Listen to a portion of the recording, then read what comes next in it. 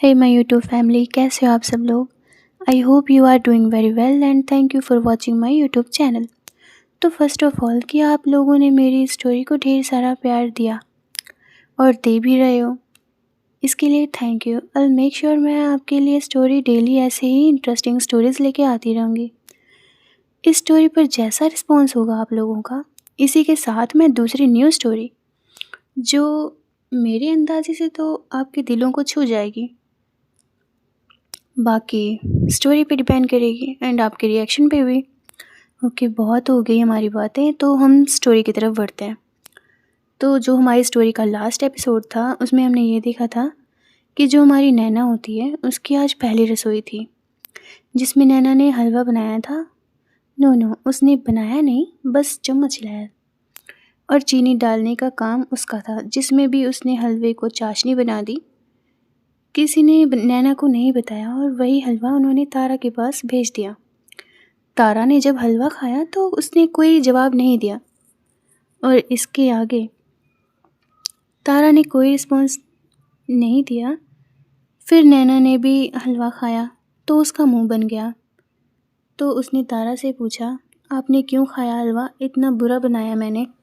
तो तारा ने उसे कहा, तुमने इतने प्यार से बनाया मेरे लिए तो कैसे ना खाती।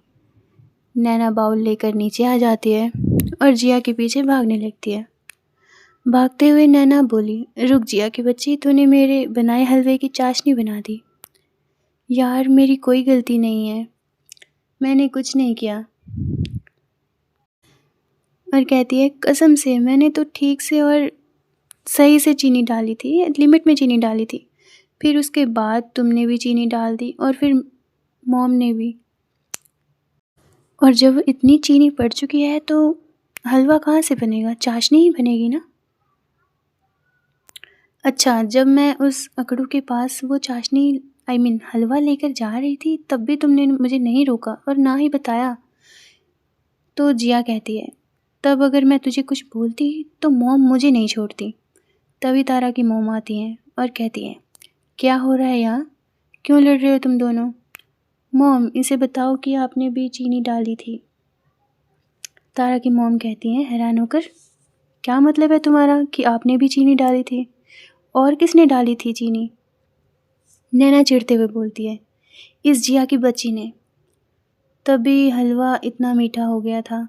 खैर छोड़ो, नैना तुम्हारी पहली रसोई की रस्म थी और तुम्हारा आज शादी के बाद पहला दिन था, तो ये तुम्हारी पहली रसोई का पहला गिफ्ट। नैना कहती है, अरे आंटी इसकी क्या ज़रूरत थी? ज़रूरत है बेटा, अब तुम इस घर की मेंबर हो और तारा की वाइफ हो और आज से तुम मुझे आंटी नहीं मॉम कहोगी। ये सुनकर जिया बोली, वाओ मॉम ये कितना प्यारा है। हाँ ये बहुत खूबसूरत है। ये हमारी पुश्तैनी चूड़ियाँ हैं जो मेरी माँ ने मुझे दी थी और आज मैं इसे नैना तुम्हें दे रही हूँ। नैना कहती है, लेकिन आंटी माँ, मैं इतना एक्सपेंसिव गिफ्ट कैसे ले सकती हूँ? नैना, मैं कितनी बार कहूँ कि तुम इस घर की बहू हो और जितना हक बाकियों का है इस घर पे उतना ही तुम्हारा भी है। तो आज मैं ये गिफ्ट और कुछ जिम्मेदारियाँ तुम्हें सौंप रही हूँ। तभी जिया के फ़ोन पे बीप होता है और एक नोटिफिकेशन आती है। तो जिया अपना फ़ोन देखती है जिसमें कॉलेज ओपन हो गए हैं, उसी का मैसेज आया था। तो जिया कहती है, वाओ कल से कॉलेज शुरू हो रहे हैं। कल से हम 10 to 5 कॉलेज रहेंगे, तो थोड़ा लाइफ में ड्रामा कम हो जाएगा। सच में यार इन दिनों कुछ ना कुछ हो ही रहा है। हर दिन मुझे नया ड्रामा देखने को मिलता है। दोनों बात ही कर रहे थे कि तभी वानी रूम के अंदर आती है और बोली, मेरे पास तुम लोगों के लिए एक गुड न्यूज़ है। मैं भी तुम्हारे साथ तुम्हारा कॉलेज ज्वाइन कर रही हूँ। मैं डायरेक्टर ऑफ ड्रामा क्लब की हेड हूँ। वानी की ये बात सुनकर जिया बोली, इसका मतलब तुम हमारा पीछा कॉलेज में भी नहीं छोड़ोगी? वानी बड़े एटीट्यूड में बोली, ओए हेलो, तुम ये बात मत भूलो कि तुमसे पहले वो मेरा कॉलेज था। तभी जिया मुंह चिढ़ाते हुए बोली, था अब है नहीं। ये दोनों इसी बात को लेकर बहस करने लगते हैं। तभी नैना बोली, वाओ दी, अगर आप डायरेक्टर हो तो ड्रामा क्लब में मेरी भी एंट्री करवा देना प्लीज़। तो वानी कहती है, ओके डोंट वरी, आ जाना और ऑडिशन दे देना, मैं सब कुछ हैंडल कर लूँगी। ये तीनों कुछ देर तक बातें कर रहे थे। उसके बाद नैना अपने रूम में चली गई।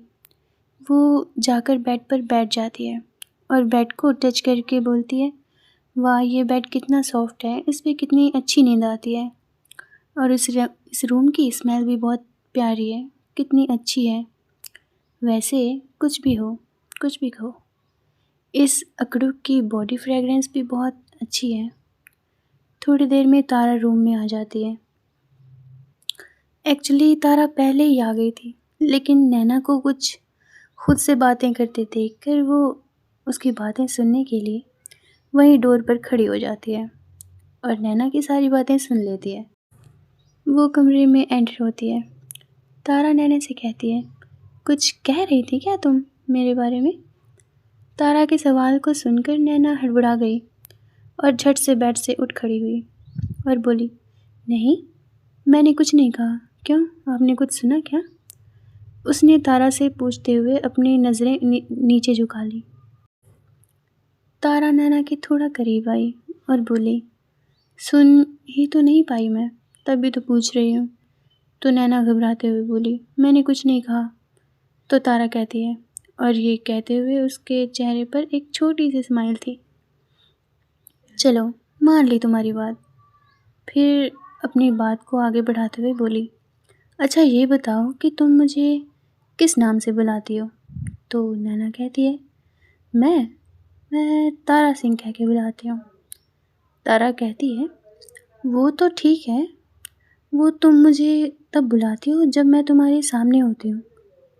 जब मैं तुम्हारे सामने नहीं होती और मैं कहीं चली जाती हूँ तब भी तुम मुझे इसी नाम से बुलाती हो?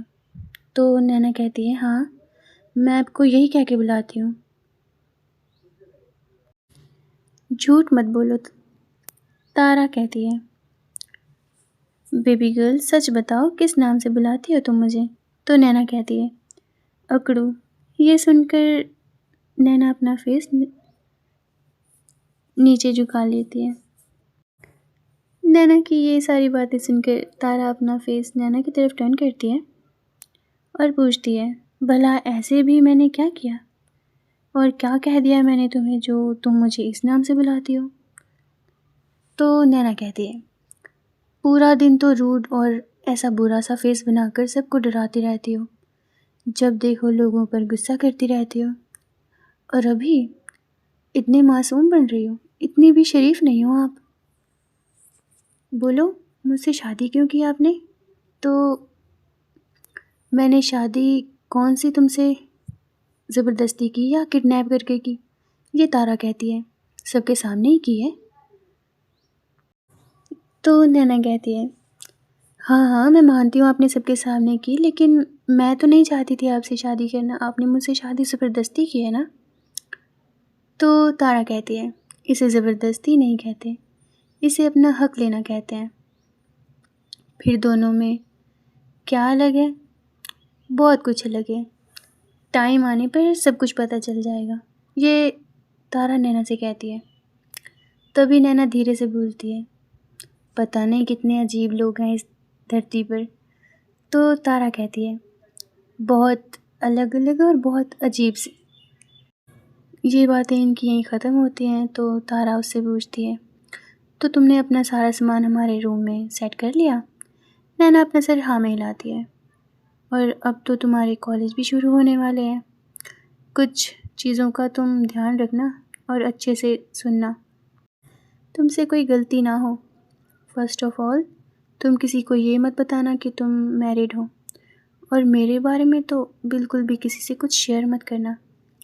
नैना ये सब सुनकर मन में बोलती है, हाँ हाँ, जैसे मैं तो मरी जा रही हूँ, और मुझे बड़ा शौक़ है कि मैं सबको बताती फिरूँ कि मेरी शादी इतनी कम एज में और इस अकड़ू के साथ हो गई है। कि तभी नैना को फिर तारा की आवाज़ सुनाई देती है, मैं नहीं चाहती मेरी वजह से तुम्हें कोई प्रॉब्लम फेस करनी पड़े या कोई तुम्हें परेशान करे। दूसरी चीज़, तुम लड़कों से तो दूर ही रहना। मुझे नहीं पसंद कि कोई तुम्हें देखे। सॉरी, तुम्हें नहीं, मेरी बीवी को कोई देखे। मैं तुम्हारे ऊपर किसी की नज़र बर्दाश्त नहीं कर सकती। ये सुनकर नैना तारा की तरफ देखने लगी। तारा ने फिर कहा, किसी से उलझने की भी ज़रूरत नहीं है। नैना ने मुंह बनाते हुए कहा, मैंने कुछ नहीं किया। उसकी ये बात सुनकर तारा ने कहा, मुझे तुम्हारे बारे में सब पता है। तुम्हारे जो कॉलेज में कारनामे थे मैं सबके बारे में जानती हूँ। नैना मासूम सी शक्ल बनाकर बोली, मैंने सच में कुछ नहीं किया।